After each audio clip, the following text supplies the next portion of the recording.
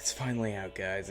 It's finally here. We can talk about it. BORNS Blue Madonna. Blue Madonna is the sophomore album from Garrett Borns, the pop psychedelic rock singer, which he's more leaning towards pop for most of his direction, but he also includes instruments. He's not just using those electronic sounds. Garrett Borns is known for his songs American Money and Dug Your Heart, and most recently songs like Faded Heart and Sweet Dreams, and now God Save Our Young Blood, which features Lana Del Rey, which was a smart move because there's a lot of people that love Lana, and I could see those people gravitating towards BORNS. In BORNS' first album, A Dopamine, he mostly conveys his love. He's falling in love with this girl with green eyes and just is infatuated with her, and throughout that album, you're just kind of experiencing those moments with BORNS.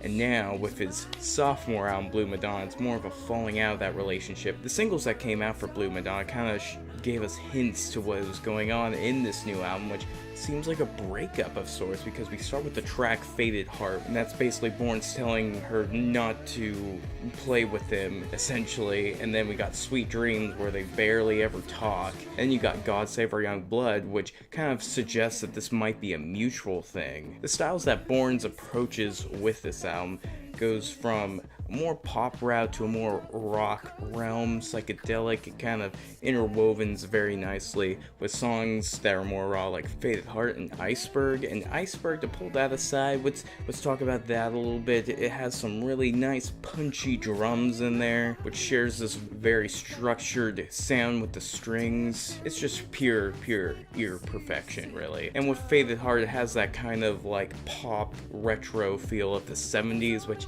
I dig it. Don't you break my faded heart. I just love the opening line, Galaxy Galaxies. It always gets me pumped up, especially when I'm driving. And then we have the more poppy experimental route here with songs like Second Night of Summer and I Don't Want You Back. And of course the song God Save Our Young Blood, which that song, to me, it sounds like Borns and Lana sound really mosey. It doesn't feel that interesting. Maybe that was the purpose of the song. I could actually see that with what direction the song goes. And the funny thing is, I've heard comparisons to the song to American Money, and I can see it. I can definitely see that. The Second Night of Summer is probably one of my favorite tracks on this album. At first, I wasn't sure if I liked it, and then I listened to it quite a few times, and it hit me in all the right spots. Then we have the song I Don't Want You Back, which has this really nice sounding bass and organ in there. I really love the organ. I never got to talk about that in my single review, but this song really has grown on me. I really still don't like how he edits his vocal style. He didn't need auto-tune. I don't think it was necessary. I think he's just experimenting. I also thought the interlude here was pretty interesting. It doesn't really add a lot to the album, but the interlude, it's decent enough. And then we got the track Supernatural, which another vocal change up here that I'm not really a big fan of. They're just layers and layers of effects added to it, and he doesn't need that. He really doesn't. I mean, on paper the song is great, especially Supernatural's instrumentation here is just kind of crazy and all over the place, but it works. It feels like it's crushed together very well.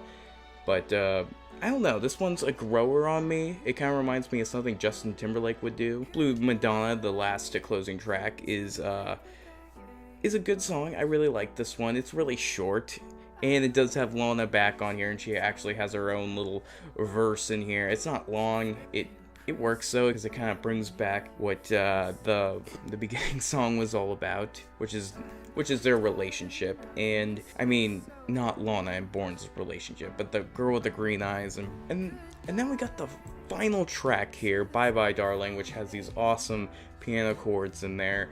And Borns sounds amazing on this song. I mean, he sounds great in every song here, but this one especially to me. And it's weird because at the end, like 30-second mark, he changes it up and it sounds like a Queen song. It's like, what are you doing? Why not make that a full song too? Dang it, Borns, why? The song also reflects on their relationship and how he's accepted it and come to terms with it. Now, what do I think of this album? Well, I really like it. I really do. I like the experimental touches here. I like Borns really wanted to put some more raw takes on here, unlike a Dopamine, add more like a pop flavor to it, pop psychedelic. This has like, this one's kind of just all over the place with styles, but it also feels very confined at the same time. Like maybe he got a lot of ideas and he wanted to implement them, and he did, and it sounds good. It does. It really does. There's a couple songs that I don't like as much as I want to like, but I feel like with repeated listens, I'm gonna start loving it. But I really do like this album a lot. I definitely recommend it. It's definitely a good sophomore album. And yeah, anyways, I hope you enjoyed this quick review, and have a great day, and peace.